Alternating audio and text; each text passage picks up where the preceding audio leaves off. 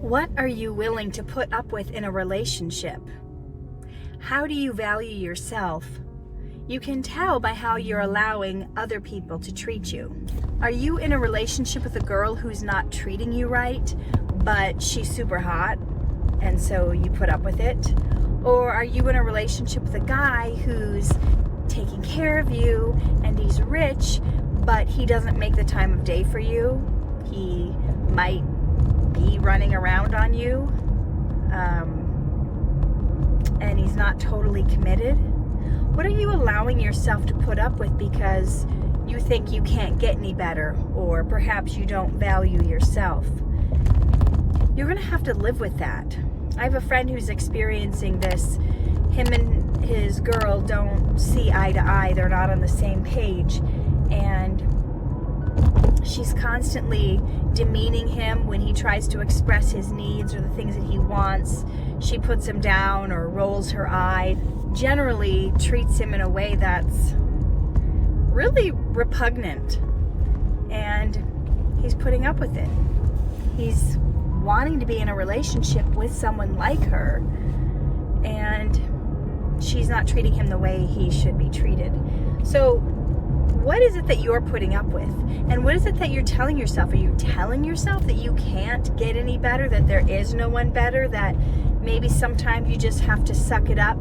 You know, certain things in life are worth sucking it up for. Like, okay, maybe they're not the perfect ideal, everything checked off on your list.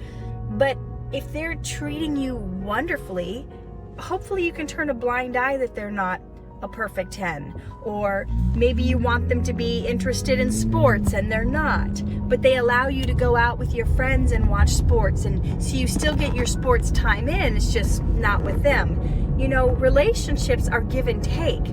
But if all you're doing is giving and all they're doing is taking, or if all you're doing is accommodating all of their needs but they're not accommodating any of yours, you have to rethink that relationship, or the rest of your life is going to be torture. So ask the hard questions, right? Make your requests known. If they don't accommodate you and it's over and over and over again, you have to ask yourself, what am I willing to put up with? You guys need to know, what are your non-negotiables? What are you unwilling to budge on? If they don't do this, this, and this, then I can't be in a relationship with them. You know, so you have to know what it is for you.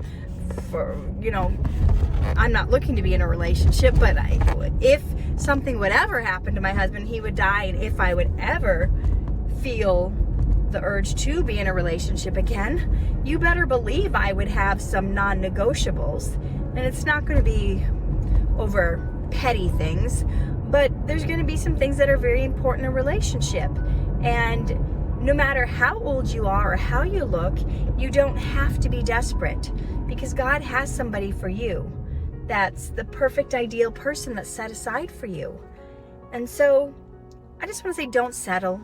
Don't be in the space where you think you have to put up with being mistreated or not being loved or cherished because you're afraid you can't get anybody else or do any better. Just trust God. Make your requests known to the person you're with, and if they won't accommodate, prayer. And there may come a time where you have to talk about separating or going your separate ways. I mean, if you're in a marriage, you're going to want to work it out whenever possible. But use your instincts and figure out these things before you get in that committed relationship. This friend of mine, I had been telling him before he got committed, before they moved in together, to sit down and have the discussion about the non-negotiables. What are you unwilling to spend the rest of your life being treated a certain way or allowing certain things to happen? And he just didn't want to screw up the relationship, so he went forward even though he hadn't had the discussion about the non-negotiables. Now that they're living together, it's becoming glaringly apparent that he cannot live like this anymore. And it's all so much easier to have this discussion before you've moved into a deep and serious relationship. So, ladies and gentlemen, do not be afraid to have these deep conversations early on in the marriage, early on in the relationship before you get to the marriage stage, because once you're committed, it's a lot harder to break it off and go your separate ways. So do some soul searching. Write down the list of what are the non-negotiables in your relationships, and those you should find out fairly quickly if the other person's on the same page with you. Because if they're non-negotiables for you, you won't budge on them, then you need to know as early as possible if they're on the same page with you too. So, hope that was helpful, guys. If you think someone could benefit from this video, just share it. And as always, like and subscribe. Take care.